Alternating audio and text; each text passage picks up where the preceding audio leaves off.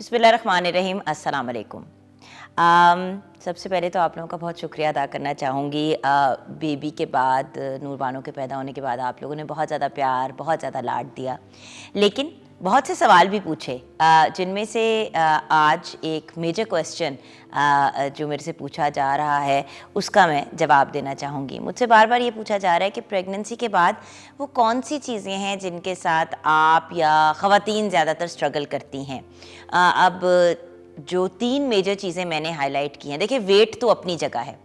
Post pregnancy wait के साथ तो सब ख़वातीन ऑलमोस्ट सब ख़वातीन स्ट्रगल करती हैं। इवन जो बहुत स्किनी लड़कियां होती हैं, जो बहुत ज़्यादा थिन होती हैं, वो भी जो है आफ्टर द बेबी थोड़ा बहुत वेट के साथ स्ट्रगल करती है। लेकिन मैं अभी स्किन एंड हेयर को कवर करूँगी आज की वीडियो में।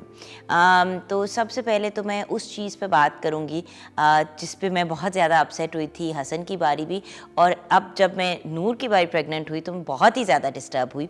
वो है पिगमेंटेशन, या जिनको हम छाइयाँ भी कहते हैं, जहाँ पे आपकी स्किन डार्क होनी शुरू हो जाती है।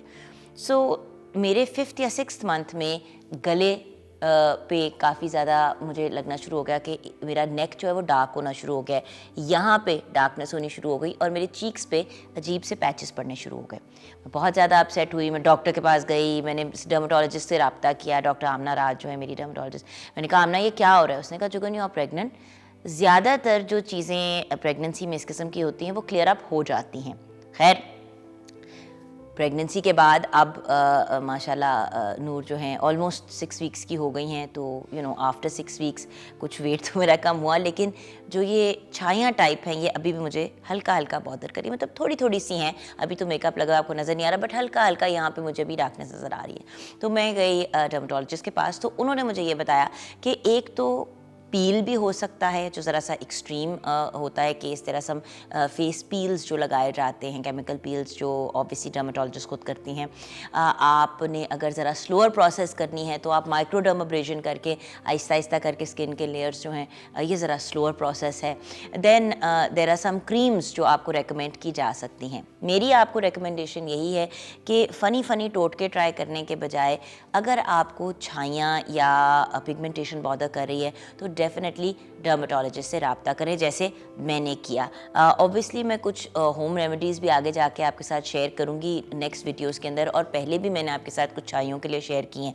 बट प्रेगनेंसी से रिलेटेड अक्सर हार्मोन्स की वजह से चीज़ें अप एंड डाउन होती हैं। सबसे पहली चीज़ तो पिगमेंटेशन।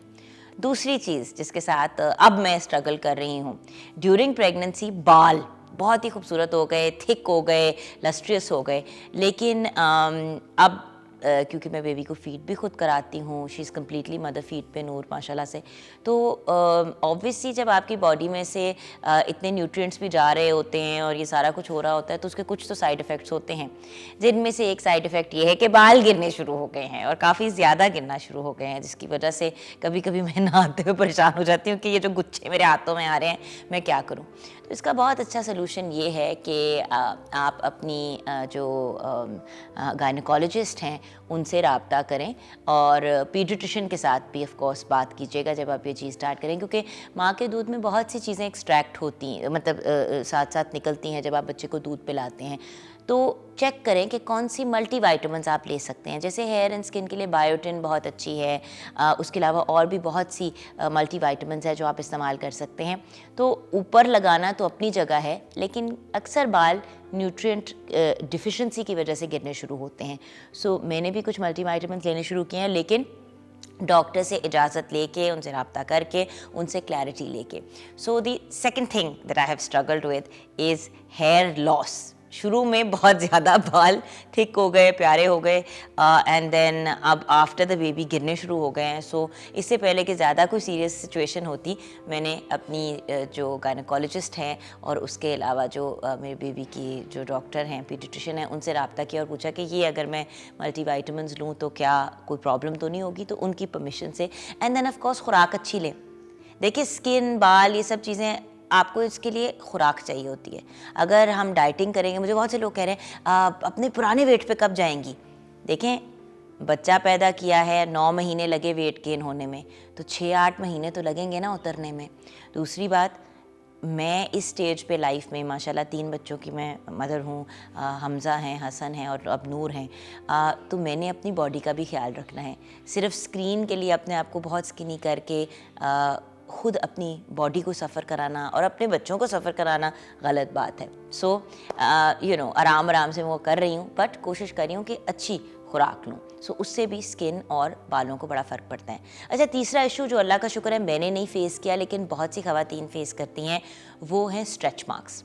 अच्छा, ड्यूरिंग प्रेगनेंसी स्ट्रेच मार्क्स पड़ने शुरू हो जाते हैं, लेकिन जब बेबी हो जाता है, पेट ज़रा फ्लैट होना शुरू हो जाता है, तो काफ़ी ज़्यादा स्किन जो है वो उससे डिस्टर्ब हो जाती है, जिनको स्ट्रेच मार्क्स का इशू होता है। So now for stretch marks मैंने पहले कुछ वीडियोज़ भी बनाई हैं, आप उनको भी देख सकते हैं।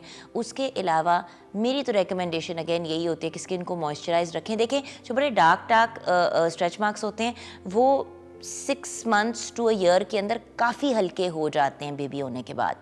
लाइक आई सेड, 9 महीने वज़न चढ़ने में अगर लगते हैं तो 9 महीने आपकी बॉडी को चेंज होने में भी लगे हैं ना, तो कुछ टाइम तो लगेगा उसको नॉर्मलाइज होने के लिए। सो परेशान हुए बगैर, घबराए बगैर, डोंट वरी, स्ट्रेच मार्क्स एक तो हल्के भी हो जाते हैं वक्त के साथ, और अगर हल्के नहीं होते तो अगेन डर्माटोलॉजिस्ट, मैं हमेशा कहती हूँ मुस्तनिद डॉक्टर से रब्ता करें, वो आपको प्रॉपर तरीके से गाइड करेंगे। बहुत सी ऐसी क्रीम्स हैं जिनसे स्ट्रेच मार्क्स लाइट भी हो जाते हैं और स्मूद आउट भी हो जाते हैं, बट याद रखिएगा ये सारी चीज़ें जो हैं ये उन चीज़ों की इंडिकेशन है कि हमने बच्चा पैदा किया है। सो एज़ वीमेन मैं आपसे रिक्वेस्ट करूँगी कि अपने आप को कॉन्स्टेंटली कोसना, बुरा भला कहना और कभी अपने आप को मोटा कहना, कभी अपनी स्किन को कोसना, कभी कहना कि बाल मेरे गिर गए हैं या बाल मेरे ख़राब हो गए हैं, हमने बच्चा पैदा किया, ये बहुत बड़ा काम है, ये एक मिरेकल है, ये अल्लाह की एक बहुत बड़ी रहमत है जो हमारे घर में आती है जब औलाद पैदा होती है। तो उसको अप्रिशिएट भी करें, और अगर कोई इश्यूज़ हैं तो डॉक्टर से रब्ता करें और उसका हल ढूंढने की कोशिश करें। लेकिन फास्ट फॉरवर्ड पे और क्विक रिज़ल्ट्स के बजाय अगर स्लो एंड स्टडी चलने की कोशिश करें तो प्रॉब्लम्स रिजॉल्व हो जाती हैं। सो पोस्ट प्रेगनेंसी इश्यूज़ की अगर मैं बात करूं तो पिगमेंटेशन, जिसको हम छाइयाँ भी कहते हैं, मतलब डार्कनेस डिफरेंट एरियाज़ में, उसके अलावा hair loss, and then the third thing was stretch marks, सबसे कॉमन प्रेगनेंसी के इश्यूज़ होते हैं। और मेरे ख्याल से बेहतरीन हल तो ये है कि पेशेंस और वक्त दें। दूसरा, टॉपिकल चीज़ें ज़रूर लगाने की कोशिश करें, खुराक अच्छी लें, एंड फाइनली अगर कोई प्रॉब्लम सीरियस है तो प्रॉपर डॉक्टर से रुजू करें। I hope you found this video helpful. अपना ख्याल रखिएगा। खुदा हाफिज़।